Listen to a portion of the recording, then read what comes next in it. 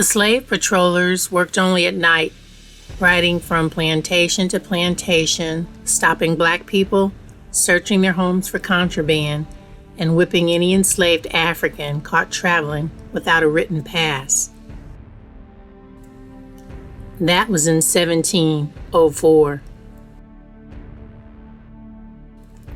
By 1833, the slave patrols would be replaced by police officers.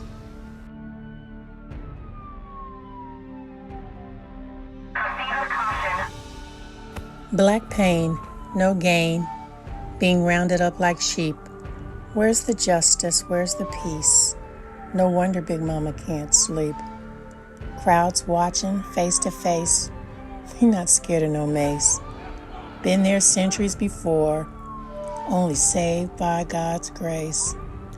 Yes, we're still fighting, but we're also still dying. With our mothers still crying, with a system that's still lying.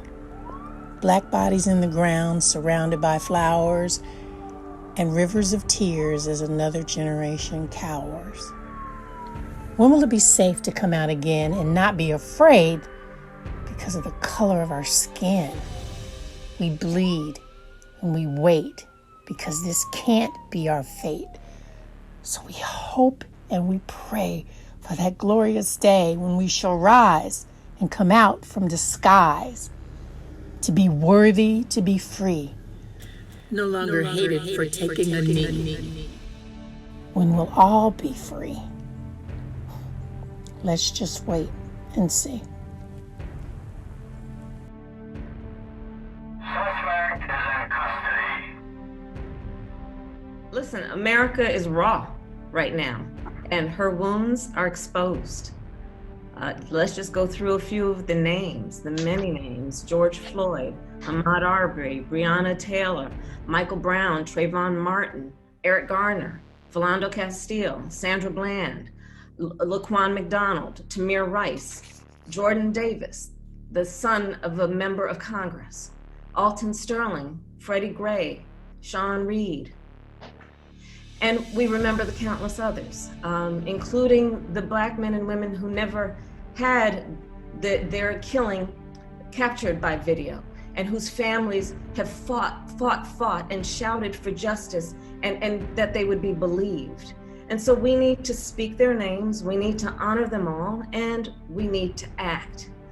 And we have to speak truth about this moment. People are protesting because Black people in America have been treated as less than human by history and today.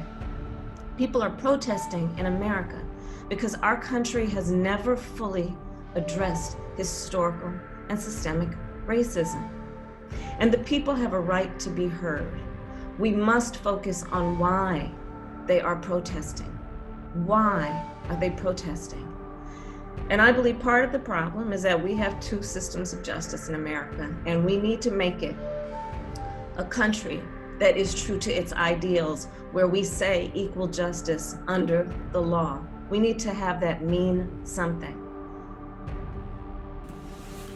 People have to pretend that you're a bad person so they don't have to feel guilty about the things they did to you.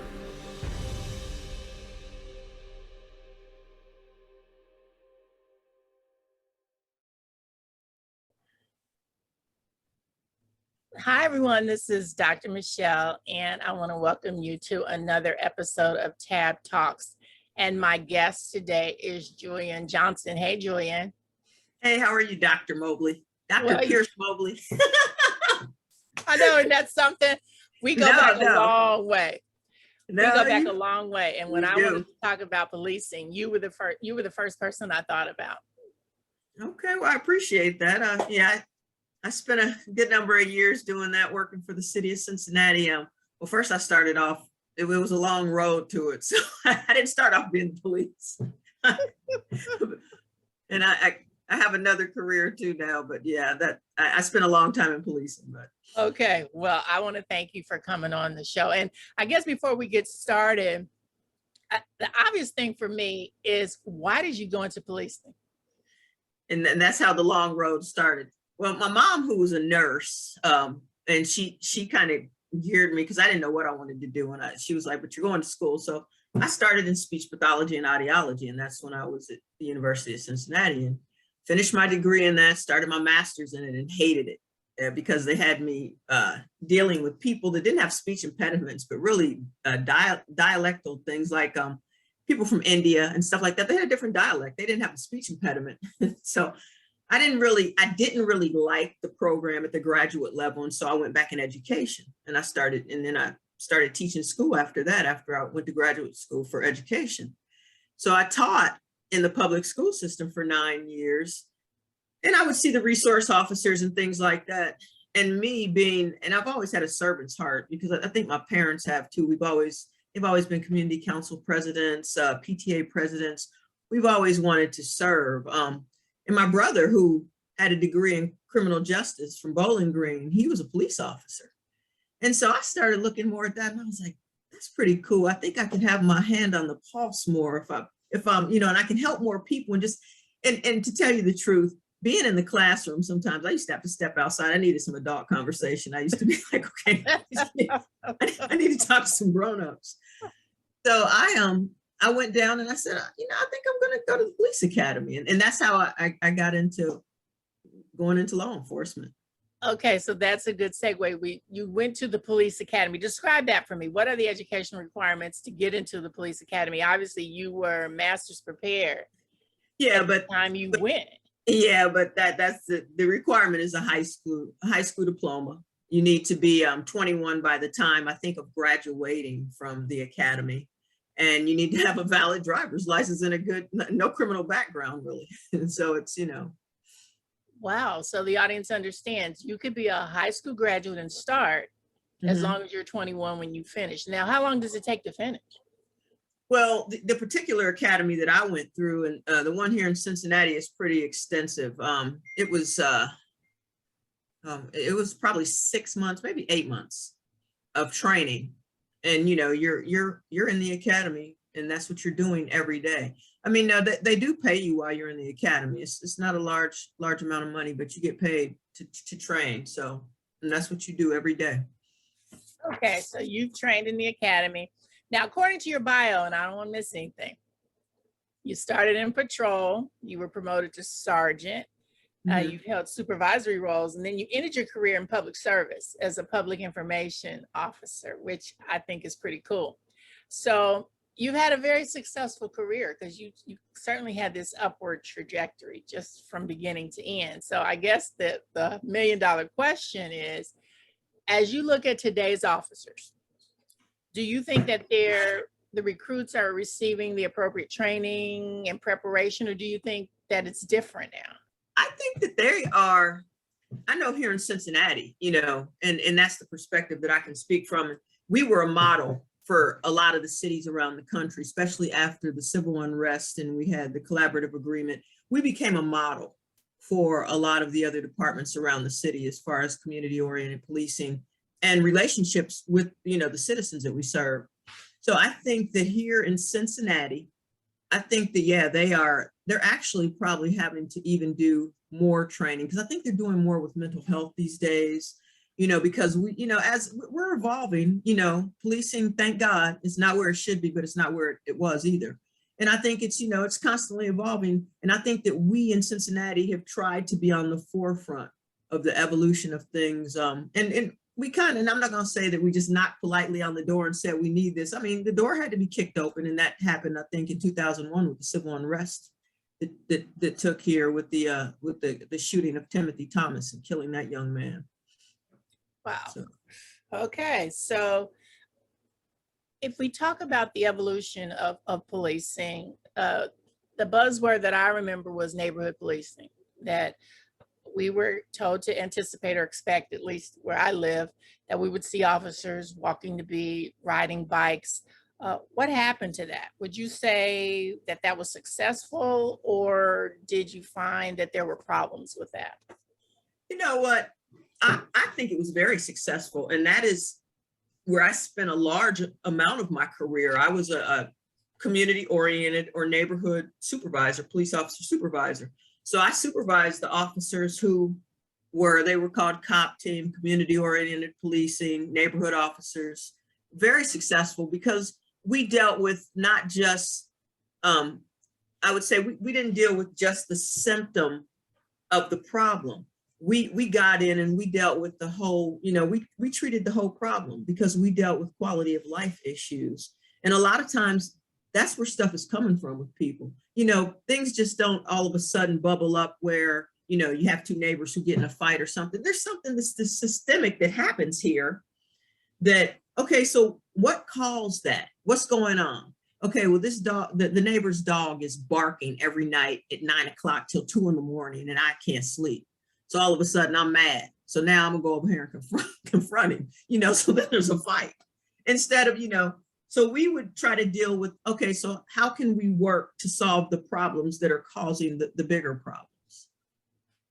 Wow, I think that sounds pretty proactive. And that's what community-oriented policing was. It's proactive. It's dealing with meeting the community, because traditional policing was the police going in and telling the community what's good for them. With community-oriented policing, we're like, no, we're your partners. You live here. You tell us what you need, and we will try to work with you to get that done. Not coming in and telling them, look, this is your problem, and this is how we're going to fix it. And that's what traditional policing, had done. And a lot of people were like, hold up, that's not what we ask you for. So, wow, interesting. So, policing effectiveness would have been impacted by those relationships with the neighbors, because it requires you to call us. It requires you to inform us of what your needs are, so that if there's a crime, everybody doesn't dummy up and nobody saw anything and nobody is aware of anything. And so you can't be as effective if people aren't aligned with you and partnering with you. Well, who do you tell your secrets to? You tell your secrets to people you trust. And if I'm just some officer who only shows up when there's a problem, or I need to arrest somebody in the community, that's the only time I show up, of course I'm not going to talk to you. So with community-oriented policing, we became ingrained in the community. And that was the whole objective, is you become a part of that community. You get to know the people.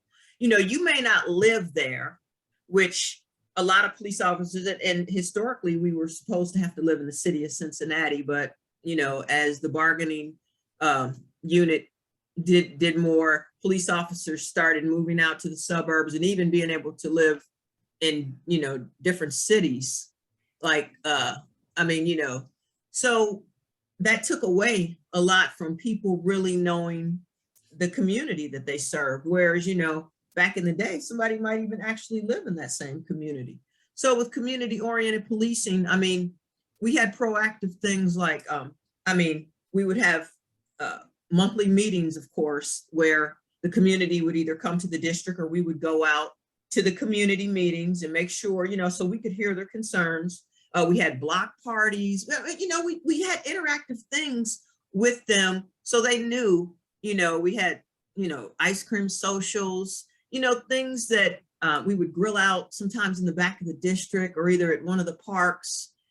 So they knew, and they could come and talk to us, and they got to know more than just the uniform, because, of course, and the historic nature of, especially the African-American community with the police. If you think about where policing started, let's face it, they were quote unquote, actually to go out to catch the slaves who escaped. So, so that's a long history, and it's not that long of why should we trust you? Wow. Okay. Powerful response. Now, nationally, we've seen good and bad examples of policing. Mm-hmm. And we now hear these public cries for defunding police departments, but I don't hear what we're replacing these police departments with. And I don't understand or support that type of communication or response. What say you about these cries, and who suffers if we defund the police? Okay, so if we take away police resources, we know, and we know who most of the calls for police are in lower economic communities. They are communities that are underserved in other areas a lot of times, and that's why they have problems that they have. So who do you think is going to suffer? It's going to be Black and brown people and white people on the lower economic, realm. So that's who's going to suffer the most. No, we don't need to defund the police. What we need to do is we need to make sure we educate more, and we hold people accountable.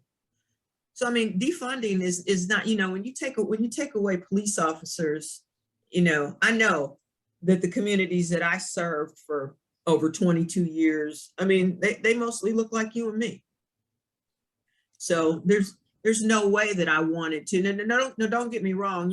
I served a big area where there were white people too, but a lot of them. I mean, most of the calls came from. You don't have the calls going to mostly the rich suburbs. I mean, every now and then you might have somebody get drunk and somebody needs to take. Those aren't the calls that we're getting. So, okay. Now we talk about diversity in the ranks, the police forces, because we wanted the officers to reflect the communities that they were serving. Do you think that diversity goals have been met? And if not, why not? We'll put it like this. When I got promoted to sergeant in 1998, let me tell you, it was it was funny because the good old boys, they didn't know what to think of me. I was probably, when I got promoted, when I became a supervisor, I was probably only maybe the 5th Black woman to ever be promoted in the history of the Cincinnati Police Department to be somebody's supervisor. And I never forget, going into my first roll call and, the guy standing back there, arms crossed, like, so, I had to get in there and let them know, I'm not here to be your friend. I'm your supervisor. And, you will listen to what I have to tell you. Now, what I wasn't arrogant enough to put out there is that I was young when I got promoted. I mean, I was 3 years in, and a lot of people don't get promoted till. So there was a lot of policing because I had a lot of knowledge also on my shifts. So the guys knew I had SWAT guys on my shift. So if we had to go, and this was before the matrix came out to where SWAT would be called, or say we might have somebody who fired shots or something, we had to go about something. I wasn't the arrogant supervisor to say, we're just gonna do this my way. I would meet with the guys. I would say, here, we would have a meeting point. All right, you guys are on SWAT.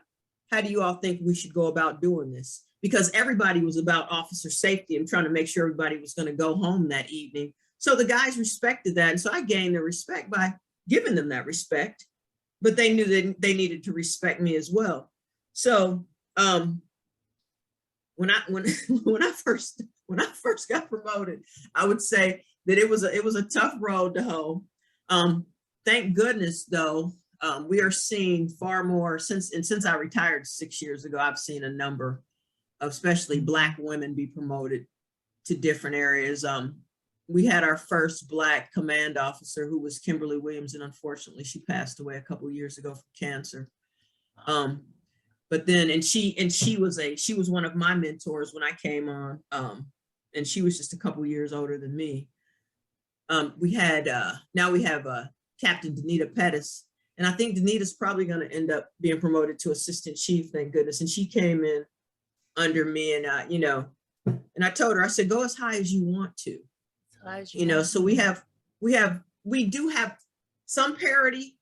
It's not exactly reflective of the communities, but it's gotten so far that a couple of years ago, the federal consent decree that we had, the FOP kind of filed against, wanting that rescinded, because say if on a test that was taken and you had, I don't know, say you had 20 candidates and the top 3 were white males.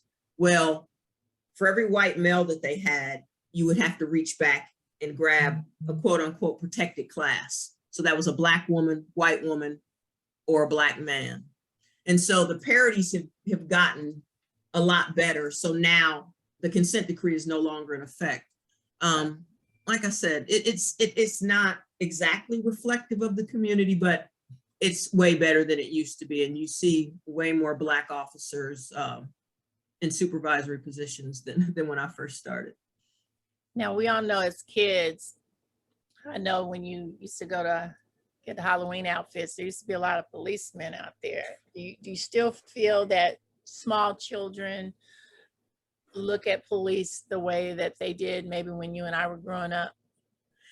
And I would say in the majority community, you still see little white boys. They always want to dress up as police officers.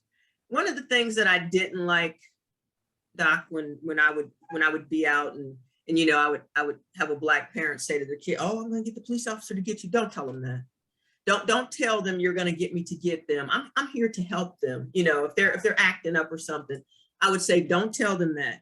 I would maybe can I talk to you? Let me pull up to the side and talk to them. But, just think about it. I think it still goes back to relationships. And I would say across the board, we're seeing, let's just face it, we're seeing a lot of folks who don't respect authority, period. So authority is being challenged everywhere. And so I would say that I still see it some, but not as much as it used to be. And I mean, let's face it, it's gotten tougher to be a police officer these days in this country. So now I know our former president talked about using different technologies. That was his response to police violence in terms of alternatives to deadly force. Do you see technology moving in that direction so that deadly force isn't necessary? And in my mind, I'm trying to think, what does that mean better? Body cam? What does that mean? Well, I would say it's body cams, and I've seen some really cool things. The taser was one of the things too, also, that really helped in not using a firearm. But they even came out with these things that look like something off of Batman. I saw not too long ago that actually shoots out and wraps the person up, instead of, and I was like, I felt like Batman. I felt like the Joker in Batman, like, where do you get these toys? I had never used that. The taser was the biggest thing in technology when I left and retired over 6 years ago now. But yeah, I think that they are working towards, let's face it, anytime police officers have to put their hands on somebody, not only do they risk hurting the person they have to put their hands on, but there's risk to the police also, the police officer themselves, they often get hurt in those encounters. So I think that with technology, I also think, going back to, I said there's becoming better training, because a lot of the runs that we go on, you are dealing with people who have having some type of mental breakdown or some type of mental problem, and so those are a lot of the runs where I think that now police agencies are working smarter with mental health professionals, and they're becoming more educated in those things. And you have mental health professionals who are going out on runs too with police officers. Okay, I shared with you a chart, and it was U.S. Police shootings. Mm-hmm. And it denoted that Blacks are disproportionately affected when you look at the percentage that we are in terms of the community. Yeah. When you actually look at the death percentages, it's very stark. It's very alarming. Yes. How did you feel, and how do you feel as an African-American police officer, knowing what you were trained to do, knowing how you were trained to serve, yet seeing so many examples of things that I'm sure you guys have been trained not to do? Yeah. And there have been some horrible examples of how people end up dead at the hands of police officers that shouldn't have. I mean, there have been a number of them here. I mean, the thing that kicked off the civil unrest here in 2001, Timothy Thomas should have never been shot. It was an accident that officer tried to cover up then, and that the administration tried to cover up then. And, the city was sick of it. And that's when, that's when the jumped off, right? And it should have. I mean, it makes me feel horrible when I see anybody lose their life who shouldn't at the hands of police, and let alone a lot of times, once again, when you don't know people, all you've seen is what you see on TV. And that's a prime example of what happened here. The officer who shot Timothy Thomas in that alley, guess what? He came from a rural area. Had never seen anybody who looked like us other than probably on TV. Ran, and they put him down in Over the Rhine on night shift, and he was afraid. He ran around with his gun in his hand all the time. And so when you see things like that, you know, a lot of times these guys are afraid. They don't know how to react. All they know is the bad stuff that they've seen, and that's how they react, is with a gun.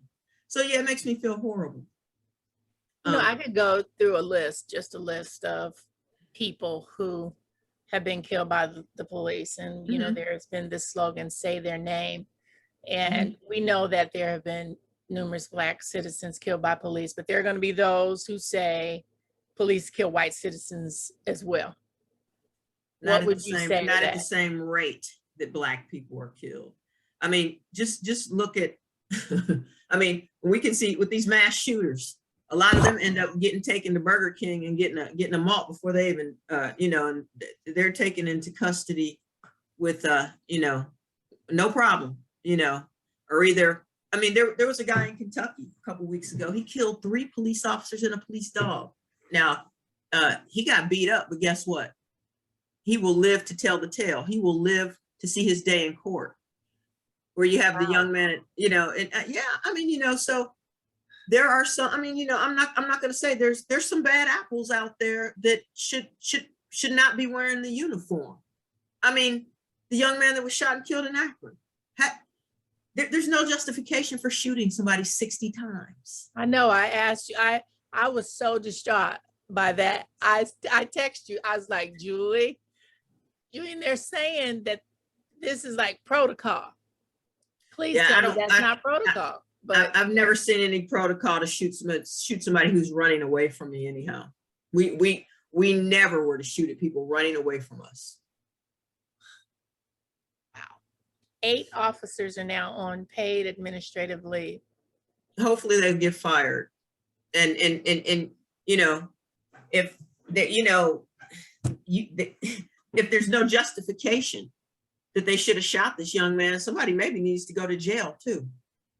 So you would be the person when there's an incident like that, you know, the reporters show up, and you would have been the public information officer that has to respond to that. How would you even begin to prepare for something like that?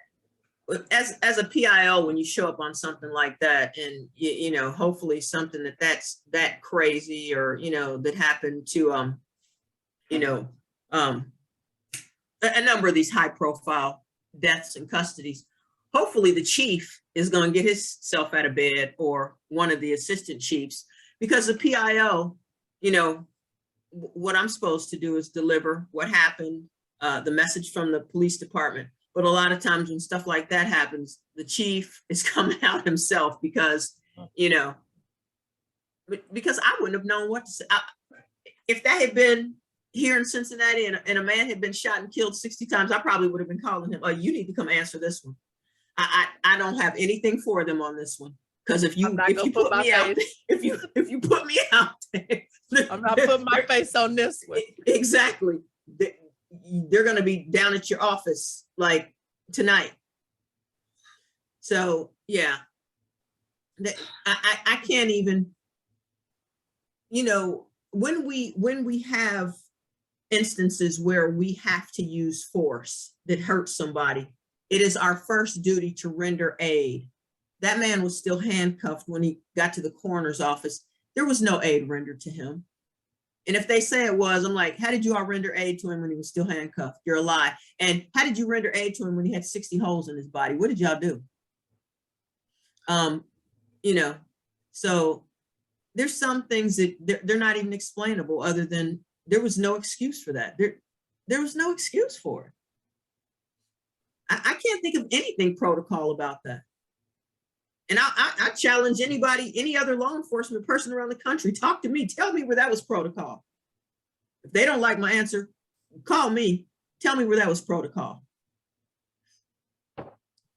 So if someone, because I think that we need more people that look like us going into law enforcement. Should examples like that encourage us that we need more of us in law enforcement? Or do you think it's going to have the opposite effect that we're like, I don't want to be a part of any institution or any organization that allows that? Well, if we're not a part of something, how do we ever affect change? I mean, that would be my response. I mean, you can stand on the outside and say, I want change, I want change.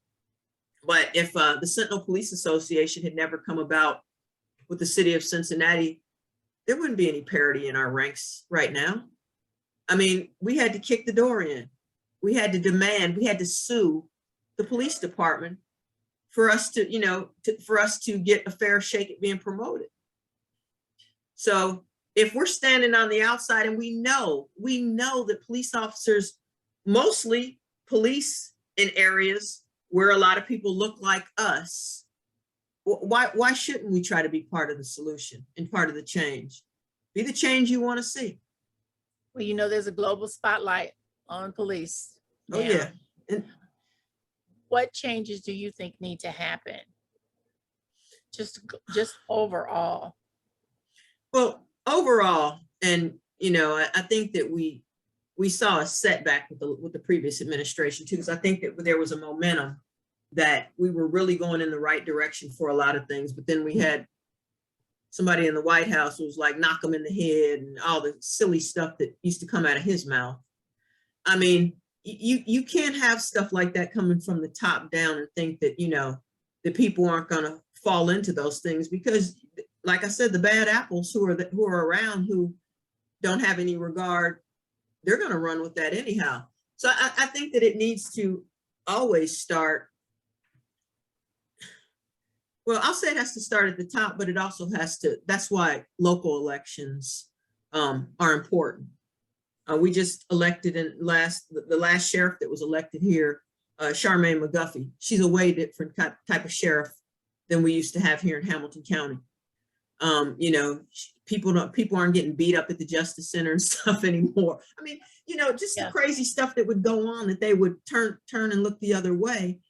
I mean, we have to affect change, but we have to vote. We have to get out and vote on local elections.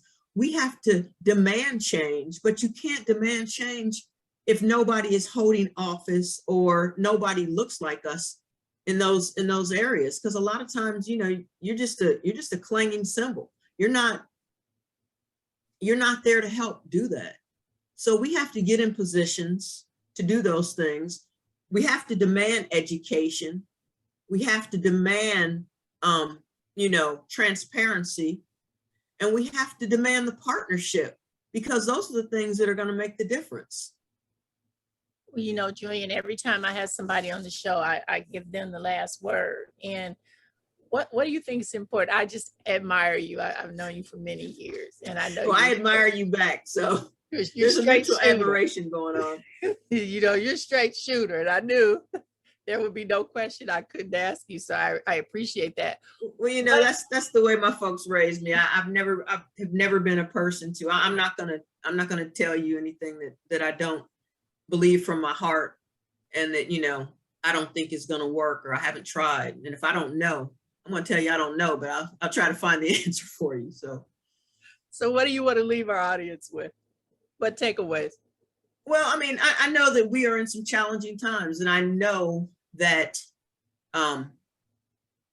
you know, I know that there's definitely a distrust, and there has been. I mean, you know, I didn't fall off a turnip truck yesterday. What I want to say to your audience out there is, we have seen some change happen. The guys that shot and killed Ahmaud Arbery, who hunted him down in Georgia. I mean, going to jail. Chauvin the other day was just sentenced to 20 years in jail. Those things were not happening before. And I say, you know, we do have savvy people, and, you know, when they see things, stand off to the side. If you have to videotape it. Don't interject.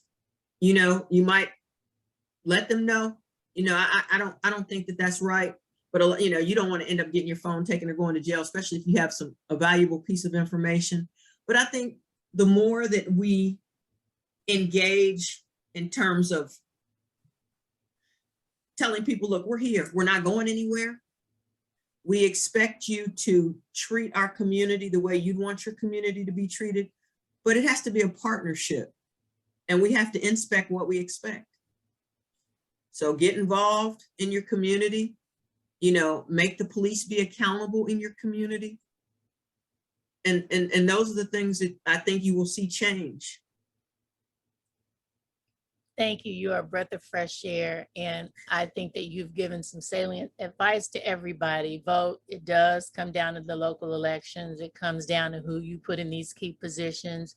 You need to show up at City Hall.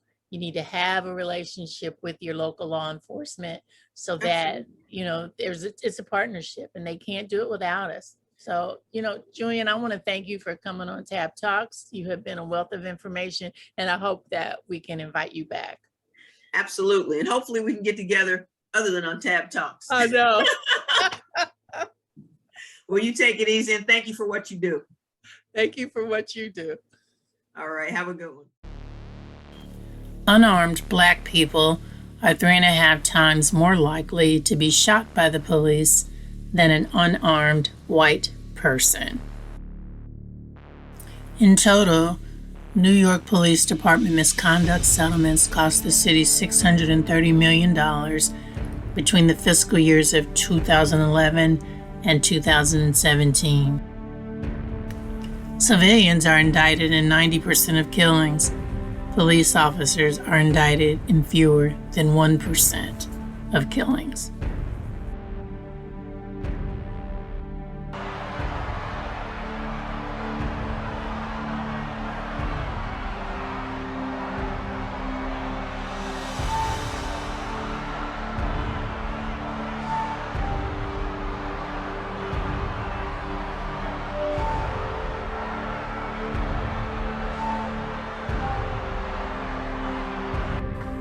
Where justice is denied and poverty enforced, where ignorance prevails, and where any one class is made to feel that society is an organized conspiracy to oppress, rob, and degrade them, neither persons or property will be safe.